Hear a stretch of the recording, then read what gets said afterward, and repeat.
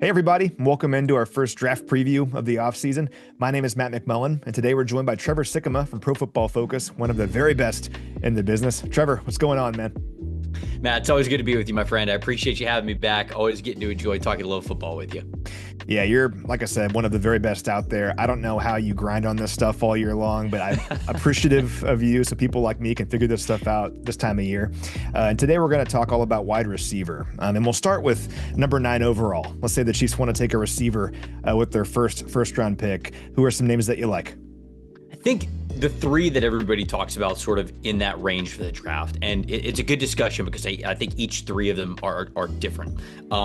Carnell Tate is one, the wide receiver from Ohio State. If you want more of a vertical type of receiver, Carnell Tate's your guy. He's not the fastest player in the world. Obviously, we saw from the 40-yard dash. But, man, this dude knows how to get open deep.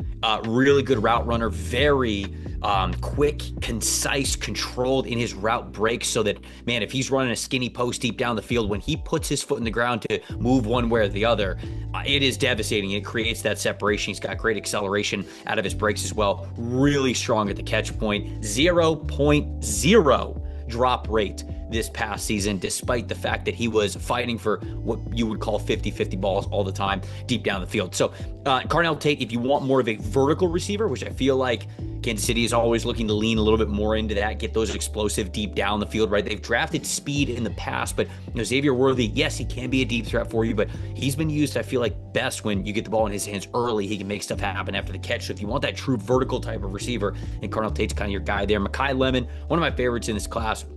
Smaller build type of a player, modern guy who's still playing now that he reminds me a lot of is Amon-Ra St. Brown. I think a lot of people throw that comp out there with him. He actually reminds me of like a Julian Edelman. I know those guys are sort of the same in their stature and how they play, but man, just the way that Edelman played, just as a blocker as well. Like that's something that I love so much about Makai Lemon. He creates separation so easily. He's so great at the catch point. He is somebody who too has a lot of deep ball production because of the dog he is when that ball is in the air and he can come down with it. But Makai Lemon is one of my favorite receivers in this class because of the consistent separation that it creates. And then I think the ultimate wild card is Jordan Tyson from Arizona State.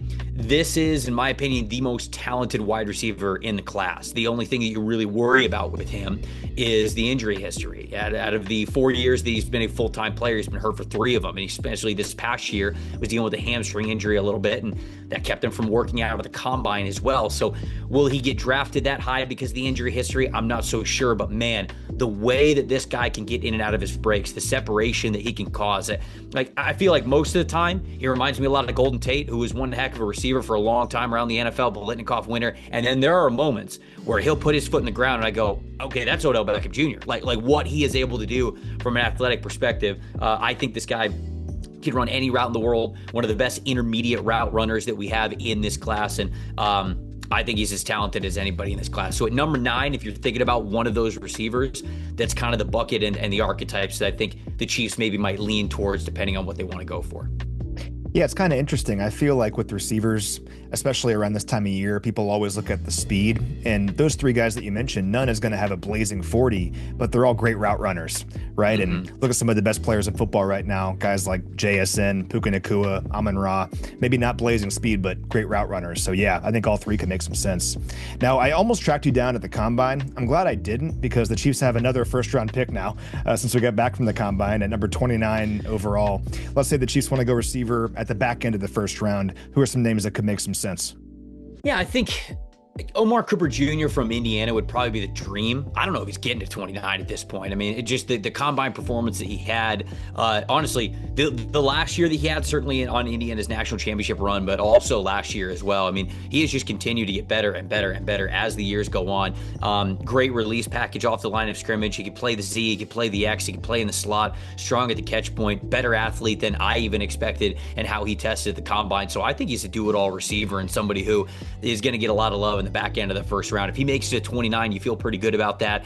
And then, as you would expect, a little bit later in the draft, a little bit more towards the end of the first round, you kind of got to look at certain traits or archetypes for certain players, right? I mean, Casey Concepcion, he's a lot of what the Chiefs have sort of gravitated towards lately with Rashee Rice and Xavier Worthy, where you're getting the ball in their hands really quickly. They're able to make magic happen after the catch. He developed into more of a route runner than we had seen from him at NC State the previous 2 seasons. And so that was very encouraging from him. But that's the type of player he is. Maybe a Denzel Boston from Washington, where this is a bigger, leaner type of X receiver. Maybe you like him as an option for number 29 if you want. Because honestly, I feel like for a couple of years now, yes, Travis Kelce will play in line and he'll play in the slot, but sometimes they'll utilize him as really like the on the line of scrimmage receiver option. And if they went to maybe free him up a little bit more and be able to have a little bit more size in the field, maybe you do go with somebody like Denzel Boston, who I think could be had maybe in the later parts of the first round. So those to me are the 3 receivers that if you're thinking 1 at 29, realistic that they could be available, and then how they would fit the Chiefs offense. And taking this one step further, you mentioned at the back end of the first round, you're looking more for traits than maybe a complete receiver at that point, even more so as you go on in the draft. Any guys on day 2 or day 3 that you like a lot that could make some sense for the Chiefs? Yeah, absolutely. I think that there's 4 that come to mind immediately when I think of like what Kansas City could want. Actually, 5th. I just thought of a 5th name kind of while I'm thinking about it. 2 are sort of the same-ish player and like what you might want, and that is like true dependability at a wide receiver, whether they're running, shorter routes or intermediate routes. Jeremy Bernard from Alabama, Skylar Bell from UConn. Both of these guys, I think, have really great hands. They don't do anything spectacular athletically, but you just watch them and it's such an easy watch. I mean, you kick your feet up, you get some popcorn, and you're just having a great time watching them play the wide receiver position. So a little bit smaller, both of those guys. Again, I think Skylar Bell had a really good showing at the combine athletically. You don't always see that a ton when it's on the tape, though. I just think both of those guys are so smooth. There are a couple of deep threats, though. If say you really want, like, let's say they miss out on Carnell Tate. He's not there at number 9. They were really wanting to get in on him because of the vertical threat ability. Chris Brazzell, the second from Tennessee. I mean, that has been his bread and butter really throughout his college football career, being able to win vertically, win deep, and he transferred to a great spot in Josh Heupel's offense to be able to do that because Tennessee consistently attacks deep down the field. So you saw a lot of big plays from him this past season. Long strides, athletic dude, really nice 40 time, great straight line speed. He's somebody that you think about. And then Bryce Lance, Trey Lance's brother, who's also coming from North Dakota State. He is somebody who dominated his lower level of competition. And I understand that it's kind of easy to make this comparison because they played at the same school, but he reminds me a lot of Christian Watson and how Christian Watson played when he was in the Bison's offense, and we've seen what Christian Watson could be as a deep threat for the Green Bay Packers over the years. I kind of feel the same about Bryce Lance. And then the last guy that I'll mention is Malachi Fields from Notre Dame. This is somebody who has got that bigger body, strength, length to play on the line of scrimmage as that X receiver. And even though he's not a blazer with his straight line speed, really is great in those 50-50 contested catch situations. He's got a knack for winning deep. And there are times where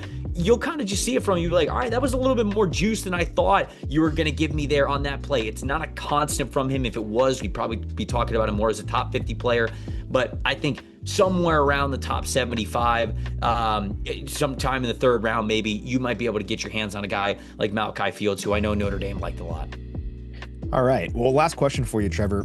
When you're looking at this wide receiver class as a whole, how would you evaluate the depth of it? Like if you were the Chiefs and you were thinking, hey, I want to get a receiver in this draft, do you think it's one where waiting to the later rounds makes sense, or just how's the overall depth of this receiver class in your opinion?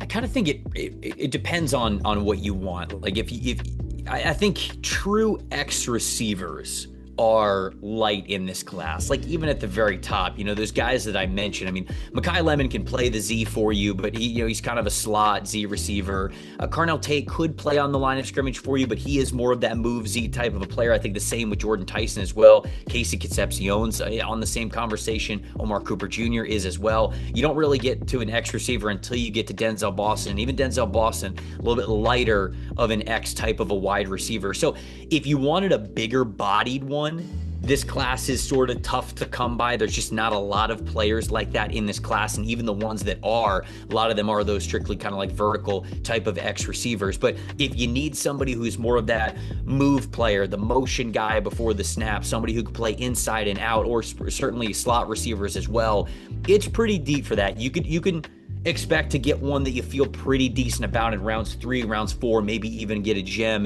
in round 5. So I think that every year receiver is decently deep because that's just where, honestly, high school football, 7-on-7, college football, it's just where it's grown over the last, I would say, decade and a half, whatever it is. You're always going to have deep wide receiver classes because so many of these guys have been given the ability to develop earlier in their football careers. We're seeing that in the NFL draft. But in terms of those big-bodied ones, it is a little bit thinner in this class this year. Well, Trevor, I appreciate you. Like I said at the beginning, you're the absolute best at this. If you're watching and you're interested in the NFL draft, check out Trevor's work on Pro Football Focus. It's the absolute best information you could find out there.